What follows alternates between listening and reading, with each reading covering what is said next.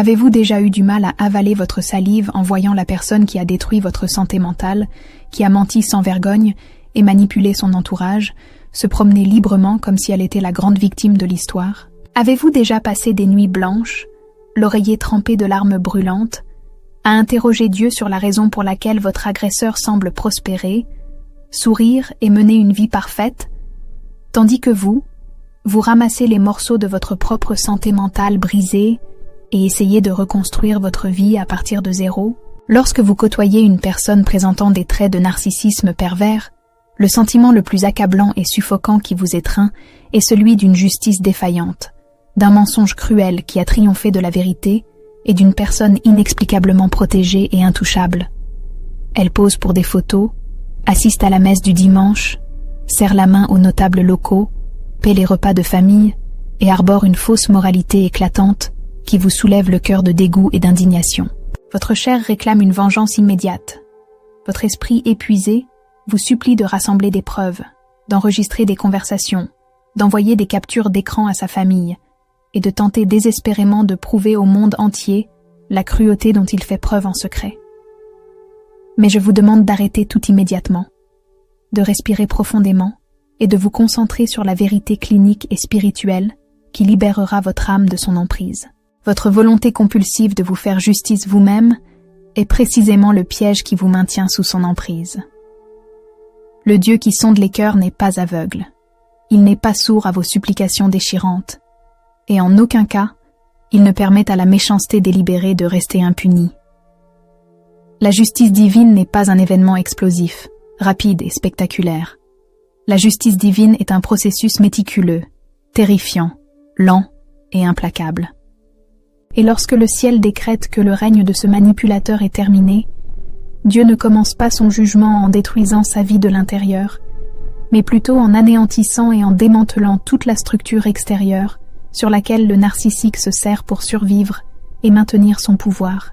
Aujourd'hui, nous allons révéler et analyser la première phase majeure de cette chute inéluctable, en détaillant les 3 premiers signes manifestes que Dieu a déjà pris les choses en main et qu'il est en train de démanteler le système de contrôle de l'agresseur.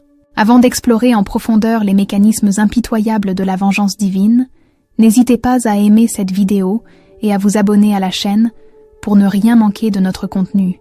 Votre soutien est essentiel pour que ce message de libération atteigne des milliers de victimes désespérées, persuadées à tort que le mal a triomphé dans leur vie. Le signe le plus évident que la main de Dieu a pesé lourdement sur la vie de l'agresseur et que le jugement a déjà commencé est l'effondrement inévitable du masque public et la révélation implacable de la vérité.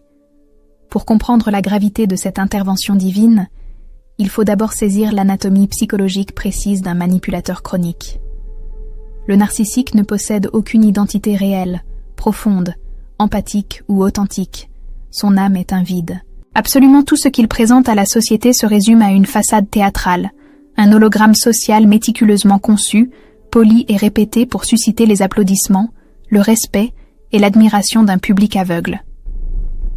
L'idole suprême d'un prédateur émotionnel n'est ni l'argent, ni le plaisir physique, ni la famille, et certainement pas le créateur.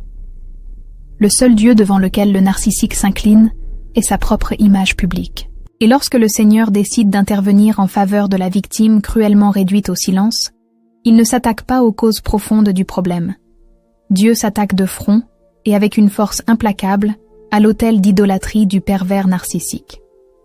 Le premier acte de la justice divine consiste à faire tomber le masque de perfection, qu'il a maintenu au prix d'efforts répressifs pendant des années, jusqu'à le fissurer et le faire s'effondrer sans cesse, de façon grotesque et publique. Le génie incontestable de la justice divine réside dans le fait qu'elle utilise l'arrogance aveugle du pervers narcissique comme arme principale de sa destruction. Engourdi par son ego démesuré et persuadé d'être infiniment plus intelligent et rusé que son entourage, le narcissique commence à relâcher sa vigilance et à devenir négligent. L'orgueil précède la ruine. Il commet des erreurs de jugement élémentaires et absurdes. Il est pris d'une rage disproportionnée, révélant un regard sombre et cruel devant la mauvaise personne. Il envoie un message compromettant, hostile ou manipulateur, et oublie d'en effacer la trace. Il est pris au piège d'un mensonge si mal ficelé si contradictoire et truffé d'incohérences que même ses plus fervents défenseurs, les membres de sa famille les plus loyaux et ses amis les plus proches qui l'ont jadis protégé, ne trouvent plus d'excuses pour dissimuler sa conduite perverse. Vous avez passé des années à vous épuiser, à tenter désespérément de convaincre les pasteurs, les responsables et votre belle famille qu'il était un imposteur, et personne ne voulait vous croire.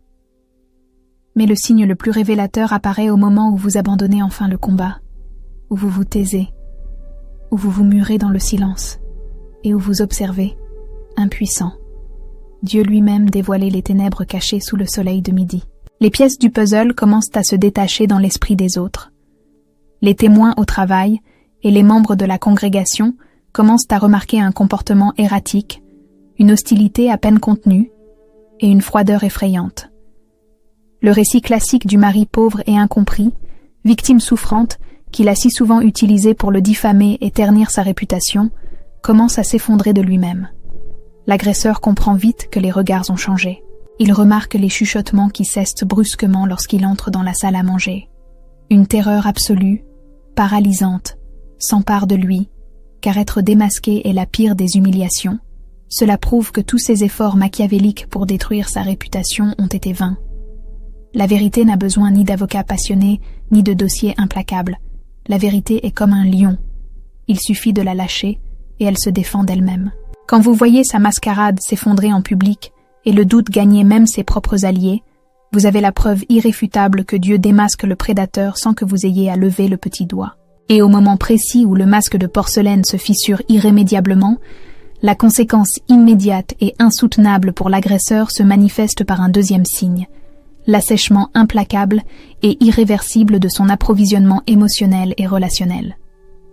Pour saisir le poids écrasant de ce châtiment divin, il faut considérer l'agresseur non comme un être humain normal doté de sentiments, mais comme un rouage fonctionnant exclusivement grâce à un carburant sombre et spécifique. En psychologie comportementale, on appelle ce carburant l'approvisionnement narcissique.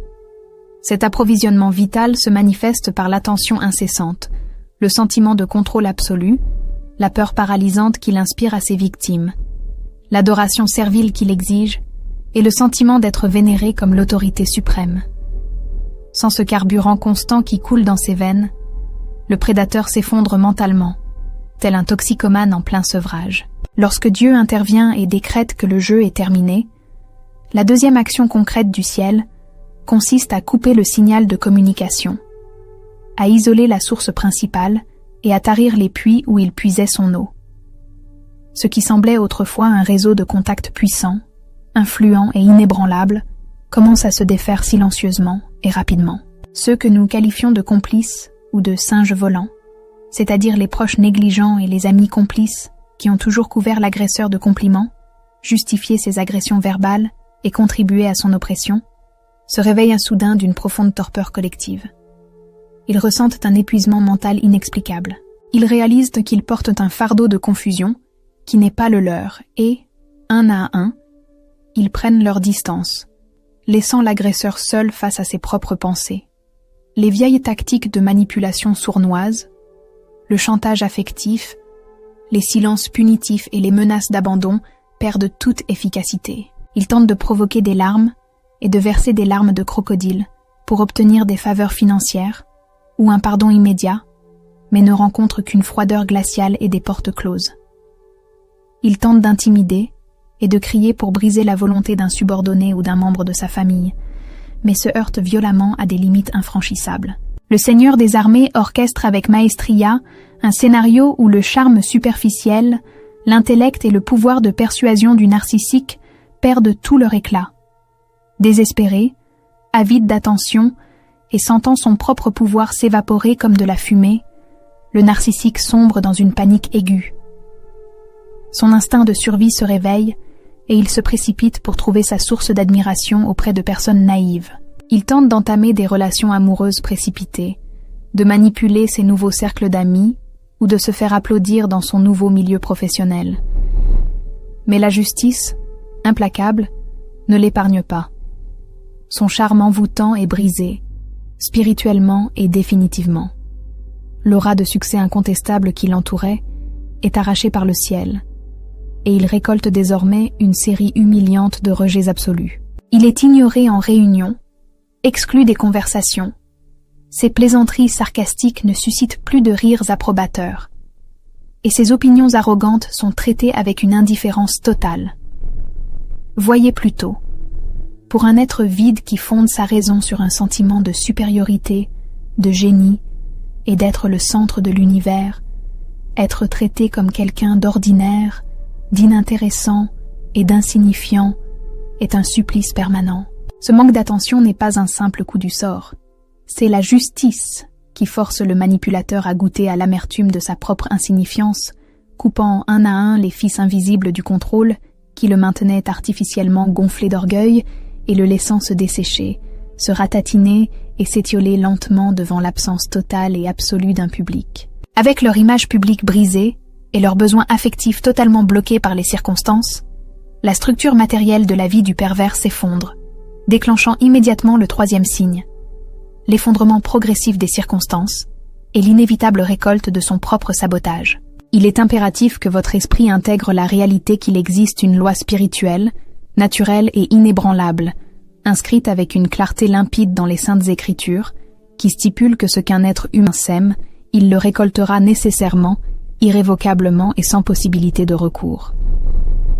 Le plus grand et le plus pernicieux stratagème que votre anxiété joue contre votre foi est de vous faire croire à l'illusion que le pervers est en train de gagner la partie. La réussite financière, professionnelle ou sociale d'un homme à l'esprit pervers est toujours, sans exception, totalement provisoire et temporaire. Le narcissique s'est trompé lui-même en bâtissant les fondations de sa vie sur des sables mouvants. Il a bâti sa carrière en s'appropriant froidement le mérite des efforts d'autrui. Il a amassé sa fortune par l'abus de pouvoir, le non-remboursement de ses dettes, la manipulation émotionnelle et la manipulation silencieuse à votre encontre. Et il a gravi les échelons du pouvoir et de l'influence en recourant sans cesse à la terreur, à la division et au commérage. La justice irréprochable de Dieu ne permet jamais qu'une forteresse bâtie sur les briques de l'oppression et le ciment de la destruction de la santé d'autrui puisse longtemps bafouer sa droiture. Le troisième signe se manifeste de façon éclatante lorsque les circonstances extérieures et matérielles de sa vie commencent à s'effondrer les unes après les autres dans un effet domino rapide et incontrôlable. Des portes immenses et des opportunités professionnelles lucratives qui semblaient garanties se referment brutalement et inexplicablement devant lui. Les promotions qu'il convoitait sont annulées à la dernière minute et attribuées à des concurrents qu'il méprisait. Les transactions douteuses, les partenariats et les investissements qu'il a manipulés en coulisses pour obtenir un avantage s'effondrent, engendrant des pertes considérables et une honte publique monumentale. Il perd brutalement le statut financier qu'il utilisait comme une arme redoutable pour humilier les gens ordinaires et se retrouve pris au piège, acculé par les conséquences douloureuses et irresponsables de ses actes impulsifs et avides.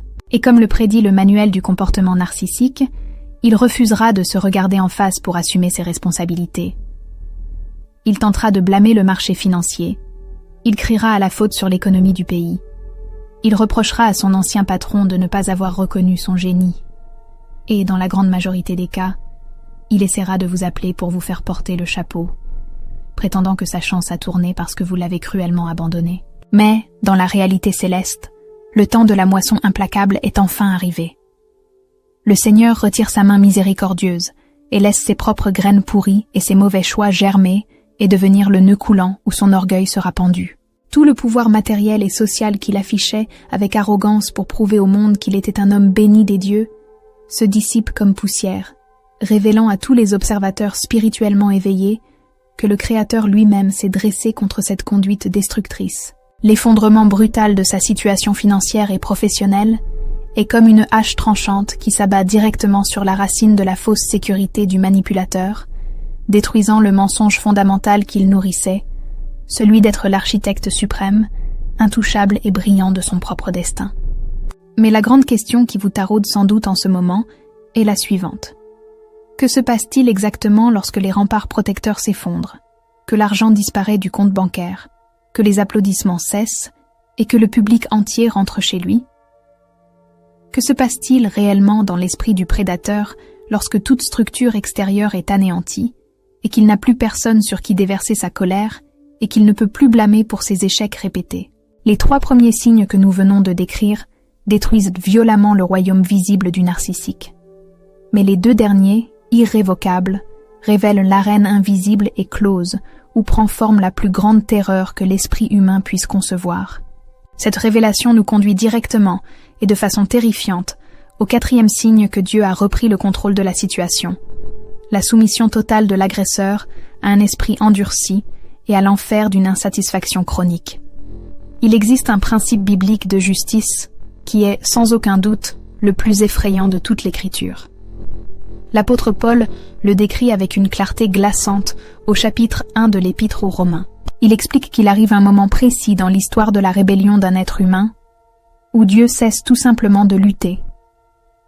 Le Créateur cesse d'avertir, cesse de placer des obstacles sur son chemin et livre simplement la personne impénitente au sombre désir de son propre cœur. Cela signifie que le pire châtiment que le ciel puisse infliger à un manipulateur n'est pas de le foudroyer, mais de lui retirer toute force qui le retenait et de le laisser subir le poids écrasant de ses propres choix.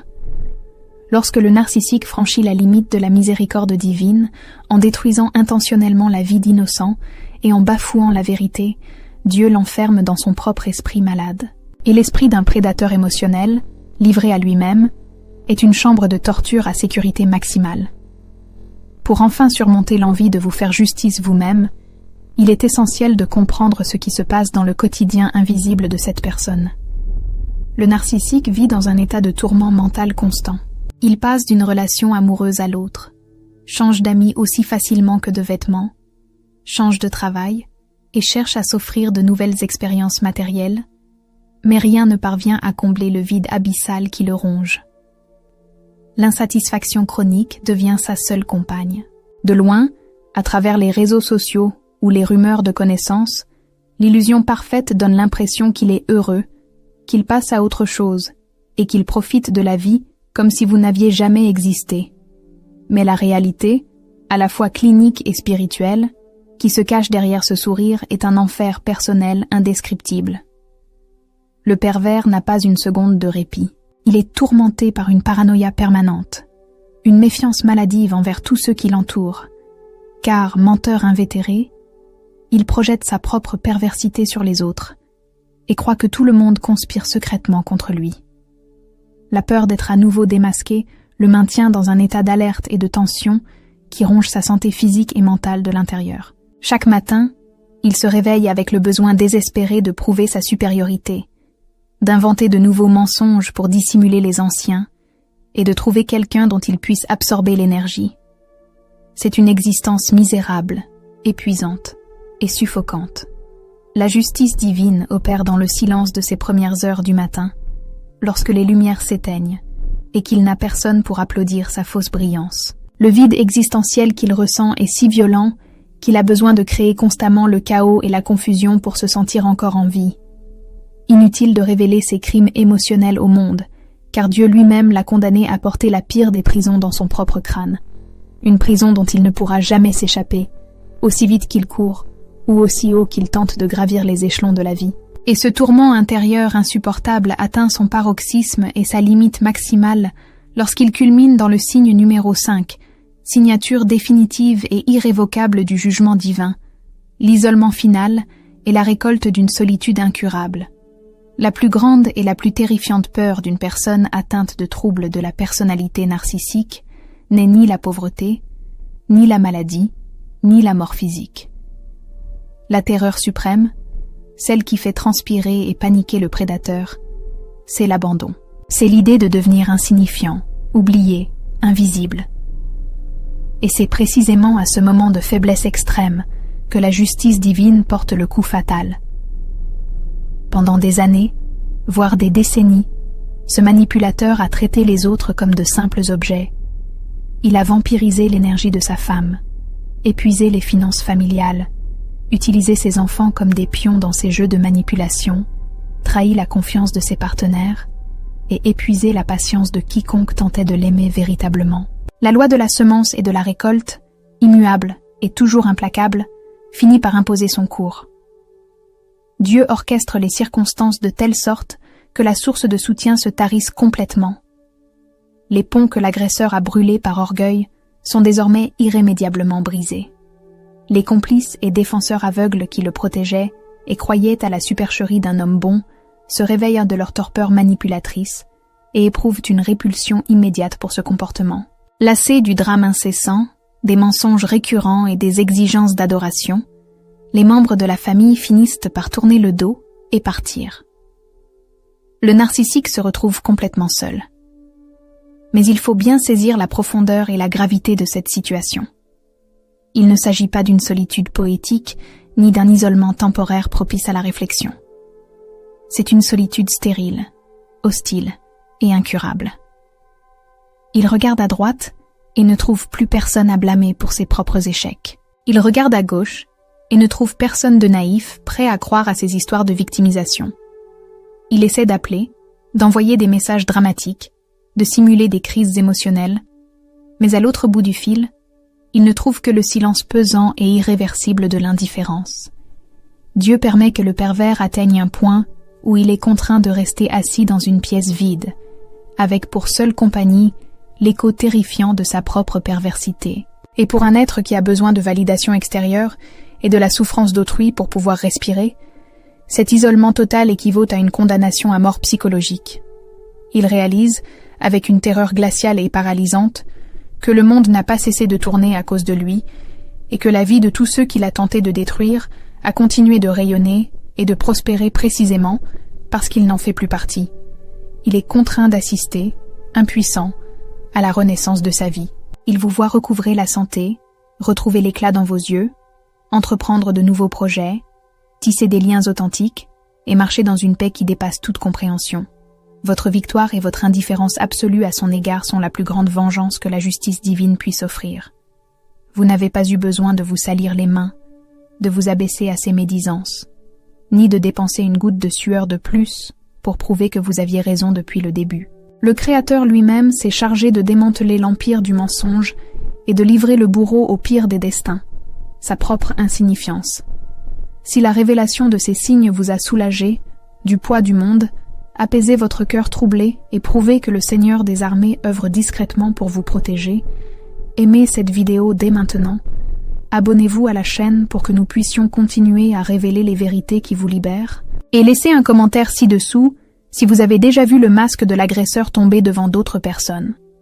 Et pour comprendre une fois pour toutes ce que vous devez faire pour bloquer définitivement toute tentative de retour du manipulateur dans votre vie, cliquez sur cette vidéo qui apparaît maintenant à l'écran.